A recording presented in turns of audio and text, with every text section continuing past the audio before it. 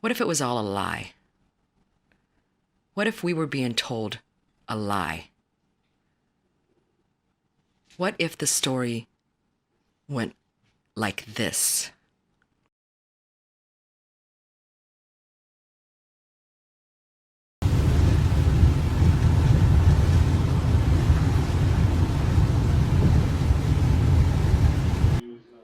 That morning, as Chris drove to work, his mind kept wandering back to that night, Saturday night after that ceremony, how he left the bar and got beat the hell up, attacked. Someone was trying to kill him for sure. Help! He just knew something wasn't right. I'm just gonna mind my P's and Q's, he said, Oh, and shit. I'm not gonna get in any trouble. They're not gonna get me. They're trying to, but they're not.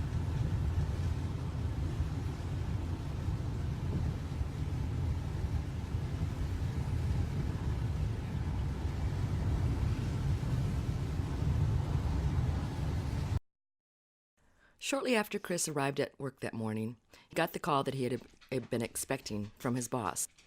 It was to confirm that he would be going on assignment and reporting on the conditions of local hotels. Chris was informed that he was to go to Glendale at noon and check into the Days Inn hotel. And at 12:30, he was informed that there would be an environmental specialist that would arrive and bring all the equipment that they would need. Good to have you along in for Chris Shelby. You got your answer. You asked who is watching at 4:30 in the morning. Rio Lewis is watching. He says, I'm awake. I watch you guys before I commute to work since I begin work at 5:30 in the morning. I love it. And he's real Lewis. Chris had to get to Glendale by noon, so he didn't bother changing his suit. And he hopped in his car and headed on out.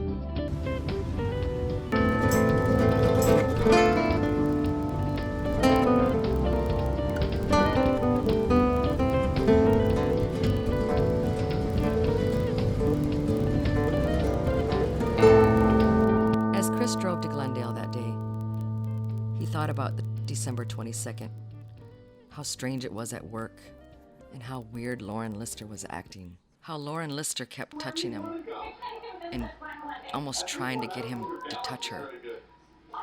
He kept his hands in his pocket just because he didn't want to fall into a trap, getting accused of sexual harassment or something.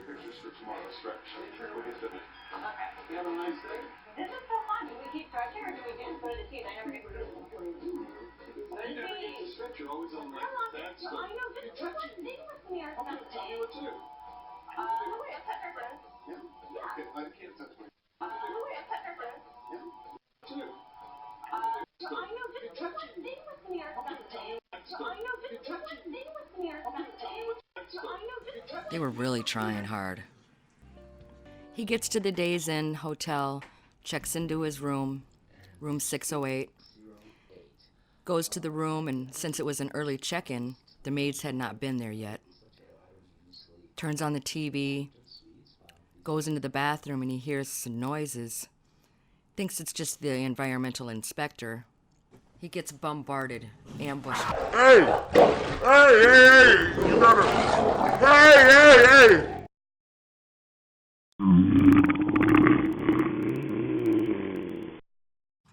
The men who were hired to murder Chris Burrous entered the room, overpowered him, stripped him of his clothes, put a mask on his face, repeatedly punched him in his anus until he hemorrhaged. When he gasped for air, he had already vomited, and he inhaled his vomit. That's why the coroner's report states that there is fluid in his lungs. One of his lungs was heavier than the other. As they were punching him in his rectum, they placed methamphetamine deep into his bowel. He had hemorrhaged, and there was blood. He died from this. And because the coroner was told that it was an overdose, and it was a homosexual grinder date,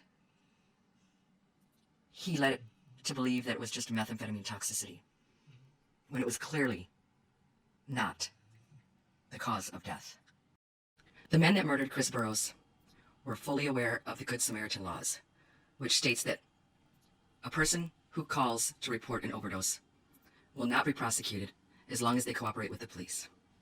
These men came into the room, murdered Chris Burrous, spread paraphernalia around the room, brought several different items, sex toys, to create an illusion that there was an overdose. One stayed behind to call 911 and deal with the police.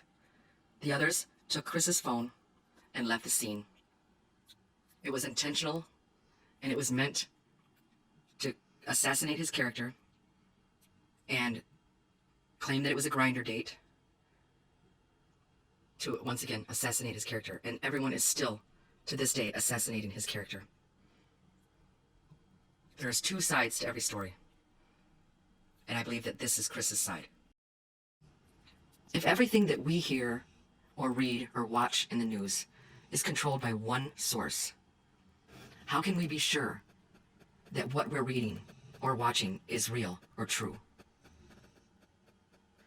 This is a case where the news was controlled by a source who had interest in the death of Chris Burrous, and they were able to control everything that we saw or read about it. Can you still believe the media? Is it possible that what we're reading and watching is a lie?